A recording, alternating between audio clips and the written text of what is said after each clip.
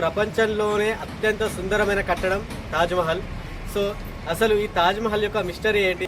తాజ్మహల్ అనేది 1632వ సంవత్సరం నుంచి 1653వ సంవత్సరం వరకు నిర్మించారు. సో షాజహాన్ తన భార్య అయిన ముంతాజ్ పేరు మీద తన గుర్తుగా తాజ్మహల్ని నిర్మించినట్టు మనకు చరిత్రకారులు చెప్తున్నారు. సో యాక్చువల్గా మనందరికీ తెలిసిన స్టోరీ ఇది.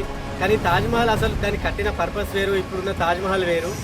తాజ్మహల్ అనేది షాజహాన్ కాలం కంటే 300 సంవత్సరాల క్రితమే నిర్మించినట్టు మనకు ఆధారాలు ఉన్నాయి. ప్రముఖ చరిత్రకారుడు పురుషోత్తం నాగేష్ ఓక్ 1661వ సంవత్సరంలో తన ది తాజ్మహల్ ట్రూత్ స్టోరీ పేరుతో ఒక బుక్ రిలీజ్ చేశాడు. అందులో అది అసలు సమాధే కాదు, ఇది ఒక హిందూ దేవాలయం అని 700 ఆధారాలతో తను బుక్ రిలీజ్ చేశారు. ఇప్పట్లో అధికారంలో ఉన్న గవర్నమెంట్ ఈ బుక్ను సీజ్ చేయడం జరిగింది.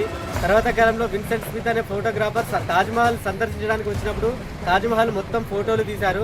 సో ఆయన ప్రకారం మొత్తం 20 అపార్ట్మెంట్లు 500 గజలతో తాజ్మహల్ నిర్మించబడి ఉంది.